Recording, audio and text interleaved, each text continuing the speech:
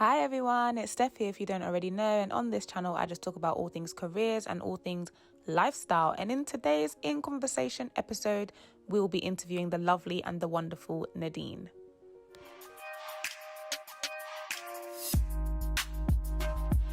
Okay everyone, so we've got the lovely Nadine here. So Nadine, do you want to introduce yourself? Sure. So hey everyone, my name is Nadine and I'm a current paralegal and future trainee sister at Linklaters. Cool. So first question I've got for you then, in the theme of our, Black Excellence in Law Month. How did you get into, you said you got your training contract at Link. So what was your journey in the law and how did you get there? Absolutely. I mean, my journey was long. My journey was really long. So I studied law undergraduate and I did that in 2011. So 10 years ago. And I did a 4-year course. So I ended up studying law and Spanish in Canada for a year, which was great. It was. And I graduated in 2015 and then hadn't received a training contract. And then I thought, okay, so let me get some experience. And so I worked for 2 years in-house, doing some property work and still didn't get a training contract. So I ended up self-funding my LM and my LPC at BPP. And that was good, expensive but good. And still didn't get a training contract. No, I think it sounds really sad. Yeah. The success is coming, it's there somewhere. So that brought me up to 2017.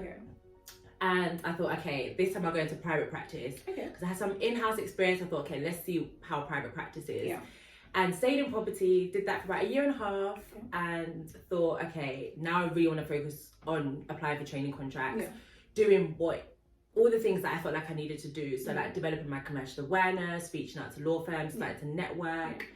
And thankfully I got onto Linklaters Get Ahead scheme in 2020, and that led me to my vacation scheme and then training contract offers. So yeah. So we've talked about your journey. Long one, but we've got to the success. Hooray. What obstacles did you face along the way? Yeah, I think for me, like the biggest obstacle was probably like imposter syndrome. Because with rejections comes doubt. Like you really start to lack in confidence. Like, what is it I'm not doing? Why is it I'm not good enough? And I think even when you're going to law events or you're looking at law firm websites and stuff like that, and you see people that maybe don't look like you, you're like, is this a place for me? Is this a place I belong? Are people going to accept me? Do I have to change myself to be around people in this industry? And I think imposter syndrome and self-doubt and lack of confidence really was probably my biggest obstacle. But I think in terms of staying motivated, I think having an amazing support group really was everything. Because in those sad moments or in those moments where like you're really reflective, and you really start to question your own abilities, having someone to encourage you is massive. And someone who will help you block out all the negative thoughts and negative statistics and whatever else may be out there is big. And then I would say my faith also was a big thing for me. And also I think thirdly, just staying focused. So knowing what it is I want and why. I think if you really understand your why, it kind of keeps you going. Because it's like, okay, I don't just want to be a lawyer because I want to have the cute title or whatever else. It's because I really do love problem solving. I really do love helping people. I love reading, all these different things. And it's like, because of all those things, law is the only place I can see myself, which means I have to keep going. Imposter syndrome is definitely something that a lot of people face, especially in the application stages, like you said, because I don't think I've ever met anybody who has like gotten through the first time round. Like they've just applied directly. Wow. Miracles happen, you know. If there's anyone out there, they should let me know. But I've never met anyone like that. Sure. So it's definitely hard when you get rejected, especially when like you've put your all into the application. You've really, you've networked hours. You've spoken to everyone. You've got Black recruitment as your best friend. And you still didn't get through. Like it's hard. What does diversity look like to you? So I guess in the legal space, what is diversity? Interesting.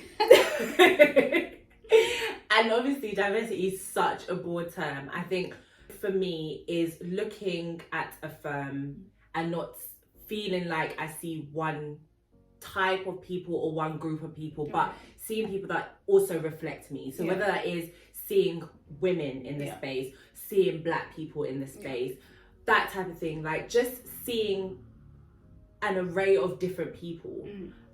Because obviously there is that myth that, you know, law is for certain type of individuals or law is for certain people. You have to go to certain universities, have a certain background to do well in law. So diversity for me is understanding that anyone can enter the profession and seeing evidence of that.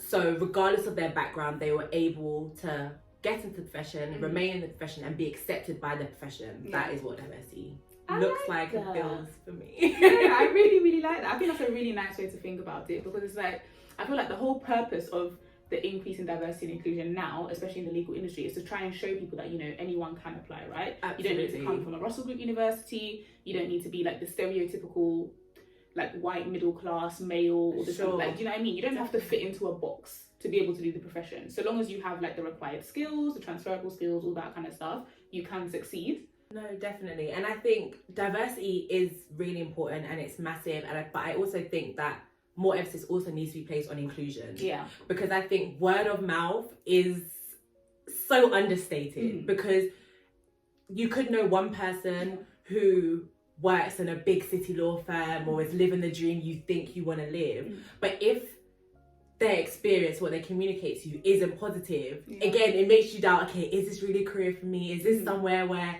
if they're not having a good time, is this something where I would do well in, or where I would fit in? Yes. No one feel like they were recruited just because firms have numbers, or just because there was a quota.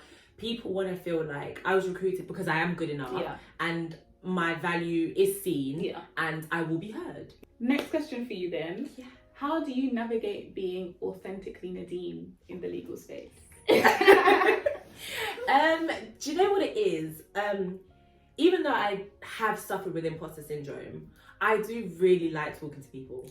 Okay. I do think I'm generally quite confident and quite bubbly. And so when I get into spaces like that, I try and not see myself as different, but I try to just connect with whoever I meet on some type of level. That's the way I be authentic. Like I don't want to fake it. I don't want to make it like I, you know, care about something that you care about if I don't care about it. But I find something within the conversation or within the event or whatever the situation to connect with you on, and I just allow my personality to flow, and hopefully you like it.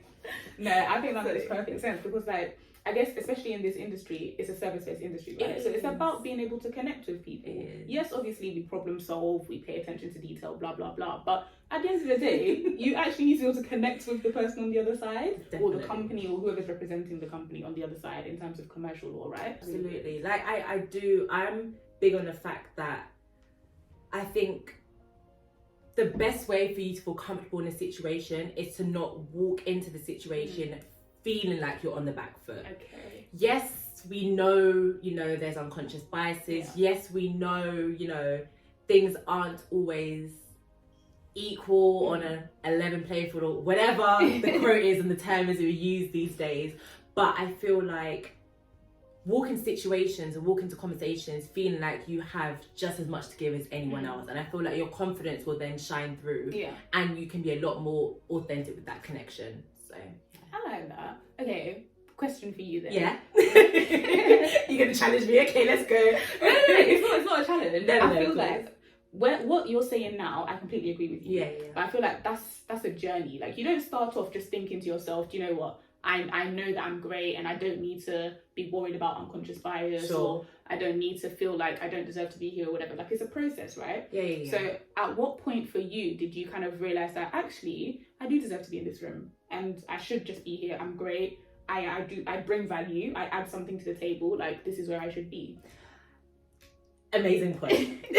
Amazing point. And I completely understand that. And yeah, it wasn't automatic. I think I've always kind of accepted the fact that I may be part of the minority. I haven't ever been in too much of a comfort zone in that aspect. So it kind of took a lot of talking to, like, I had to really just sit and have a conversation with myself and be like, look, you're here because you should be here. And as you said, it is a journey. And I think it's important to reflect on your journey. Yeah. Because everyone has a journey and everyone learns things along that journey. Yeah. And everyone performs along their journey. And I feel like along my journey, I have performed. Yeah. I have built up the skills. I have connected with the right people. I have worked for a number of organisations. I have put in work. I may not have worked in the main place as everyone else, or I may not have had as great grades as everyone else, but yeah. I've put in the work. Yeah. So because of that, I deserve to be here. I like that. I feel like that leads me on really nicely to my final question for you. Okay. If you could give like the watchers, the listeners, 3 tips, 3 of your top Nadine tips to help them in their journey, because they're all just starting out, right? A lot of them are aspiring lawyers, whether it's barristers or solicitors. What kind of tips can you give them to help them navigate the space? Great question.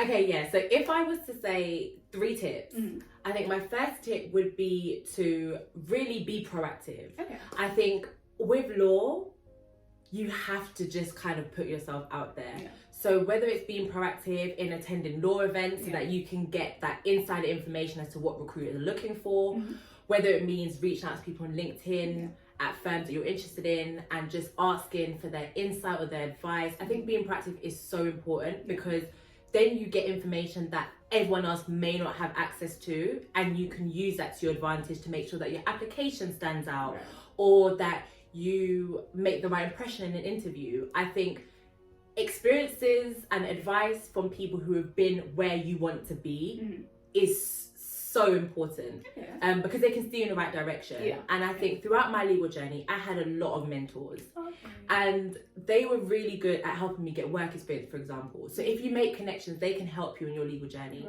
I think my journey would have been maybe shorter if I had mentors in the corporate field, because then I would know more about what corporate commercial firms are looking for. So I think be proactive with people who are in the spaces that you want to be in and get their advice and listen to it. My second piece of advice would be to really take on board and learn from feedback. Okay. I can honestly say I wasted years. Not years.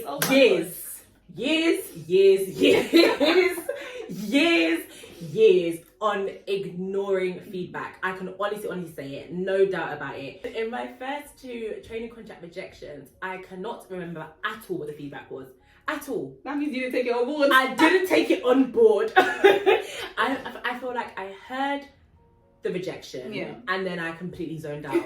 Like I was so focused on the emotion of not getting it that I just didn't hear anything that came after it. And especially like that's easy to do. And it is, it's so natural. Like you're like, oh, I spent all that time. I wanted this firm so much, and now you rejected me. Now I'm upset, and like you have your own train of thought, and you blocked out the whole conversation. Like I literally zoned out. And I would honestly say that whenever you're in the process of getting feedback, whether it's from friends on an application form, whether it's from recruiters at an assessment centre interview, make a note of it. And then make sure that you are constantly looking at what that feedback is when you're preparing for the next one. My third tip would be to protect your space. Oh, okay. I like that. And what I mean by that really is based on the fact that, as we know, the legal journey is not for the faint-hearted. It is extremely competitive. It can be brutal. It's the jungle. Those rejections are brutal because they're quite generic. You know, it's brutal, and so protecting your space is so important, and that falls in a number of categories. Firstly, if you know that you're in a vulnerable state of mind, don't log on to LinkedIn and scroll for the sake of scrolling, because you're gonna find go on LinkedIn only for a purpose. Do not go on there to scroll. It is not Facebook. You are going to see the countless people who have received training contract offers, because all it takes is for one person to like it and suddenly on your feed. Protect your space. Secondly, protect your space when it comes to the people that are around you. Like, we all have friends. Friends are great, but at the same time, when you're going through negative emotions, the last thing you want is for someone to encourage that negative emotion. When you're like, oh, no, it's not for me, and someone's like, yeah, I don't think it is for you. You're like, no, that's not what I need right now. Pause. That's not what I need. I need to keep going.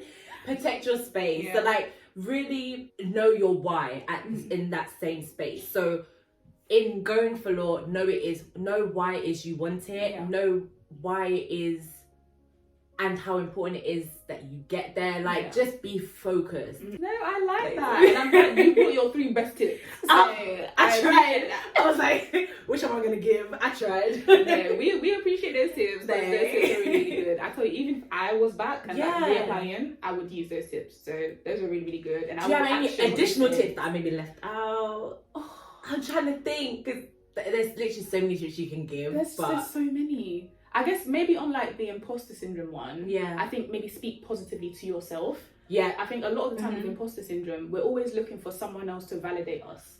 And that sometimes... Wait. You know what I mean? Come on. That's where the problem comes in.